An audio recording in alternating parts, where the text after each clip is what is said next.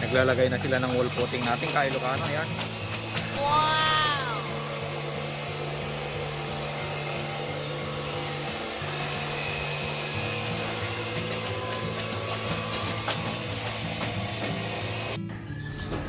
Naimbag nga daw yun ka-Ilocano. Meron naman tayong panibagong vlog. Shoutout nga po pala sa inyong lahat ka-Ilocano na sumuporta po sa aking YouTube channel.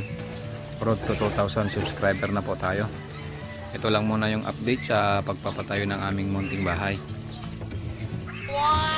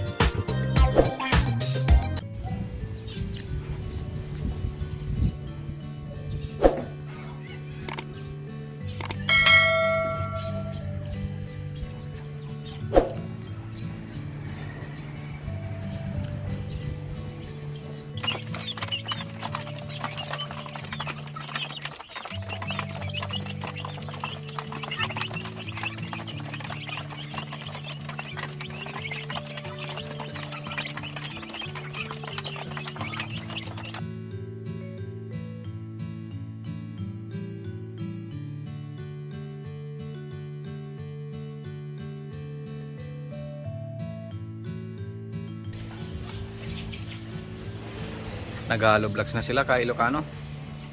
Yan, no? Para isunod na nila yung tie beam natin. Yan.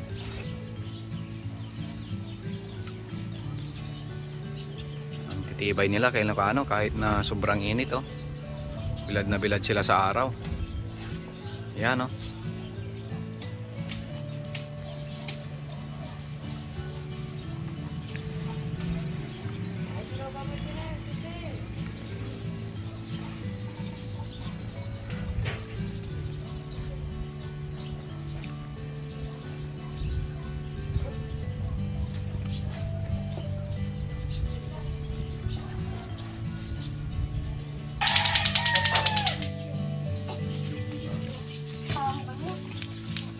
Kita mo, di ba nagmisigitan niya? Kami talag muraw. Mga talag ako po.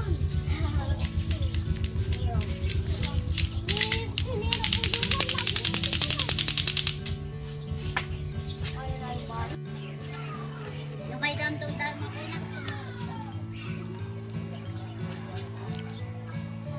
Yan na ka-Ilocano, naka-hollow blocks na sila ng pagpapatungan nila ng tie beam natin dito. Yan, oh.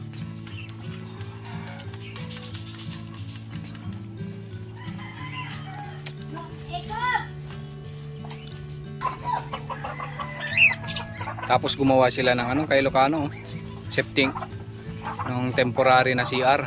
Yan, kasi magbabaraks daw yung mga ayan, oh. Yan, oh. Kasi magbabaraks daw yung mga trabador ka-Ilocano kasi malalayo yung bahay nila, malalayo kasi yung bahay nila. Yan na yung wall footing natin ka-Ilocano. Yan.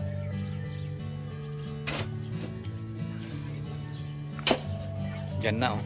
Tapos pagkatapos ng ano natin, sa tie beam na sila. Yan.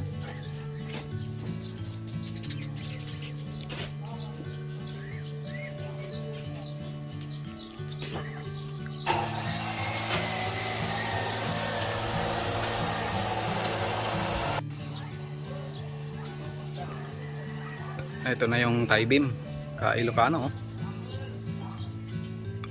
Ito yung magpapatibay ng ating bahay. Yan. Apat na 16mm at saka dalawang 8mm. Para sa 2-story na bahay, ito yung tie beam natin ka-Ilocano. Yan.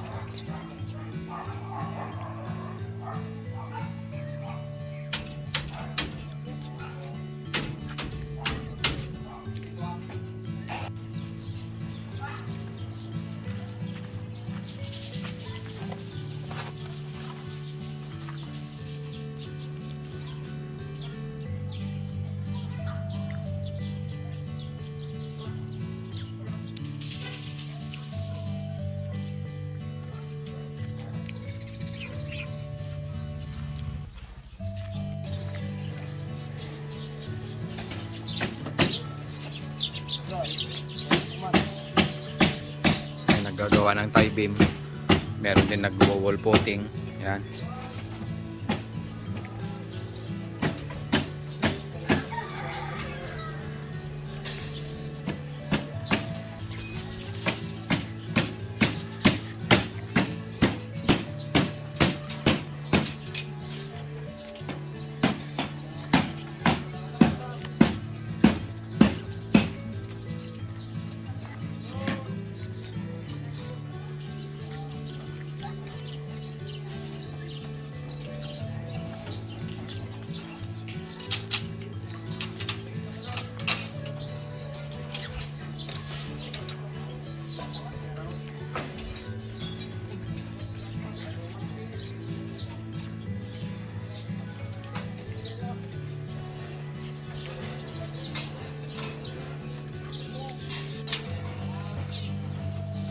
Yan, nagagawa sila ng tie beam ka Ilocano. Yan. Itong mga dugtungan nila, hindi naman sila magkakatapat. Nagdugtong sila dito. Yan yung sa taas. Tapos sa kabila, sa baba naman. Kaya yung mga dugtungan nila hindi magkakatapat ka Ilocano. Yan.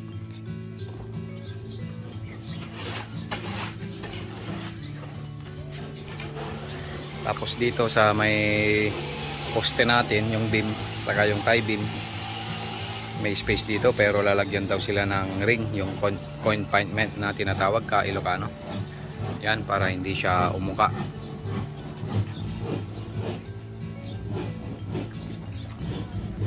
Ganon din dito. Nandito yung dugtungan sa taas, yung dito naman sa kabila yung baba. Kaya yung mga dugtungan natin hindi sila magkakatapat ka Ilocano. Yan yung ginawa nila.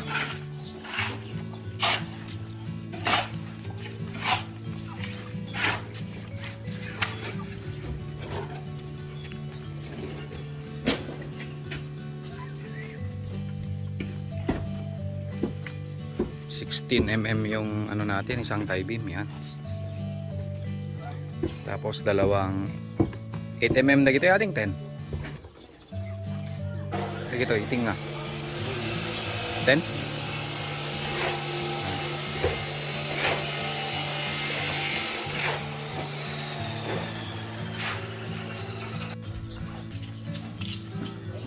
Lalagay na sila ng box ka Ilocano. Yan oh. Ito yung ano natin. Yan.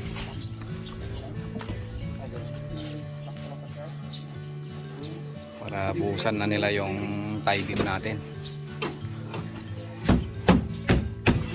Kasano kapos ko ito tie beam naman oh. Kasano kapos ko ito tie beam na? 30 by 20 daw ka Ilocano yung size ng tie beam natin. Yung buhos niya.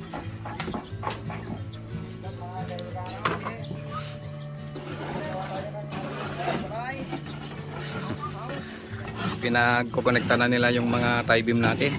Ayan.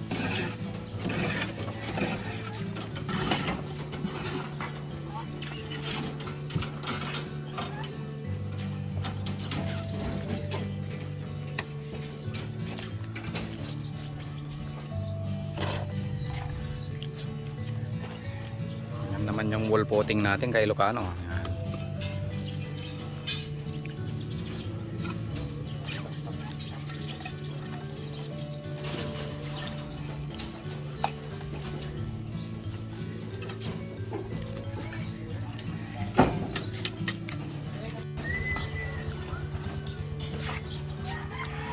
Nya size na to hollow blocks tayo ating 4.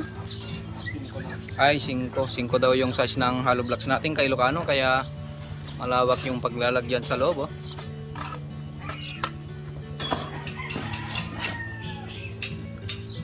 Shoutout. Pa-shoutout kayo. Mga trabador natin kay Ilocano. Yan. Shoutout daw sa nawawalang girlfriend niya. Sana all.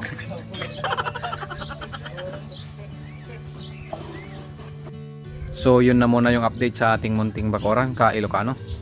Maraming salamat po ulit sa panonood at sa walang sawang suporta po sa aking YouTube channel. Ingat po tayong lahat ka Ilocano.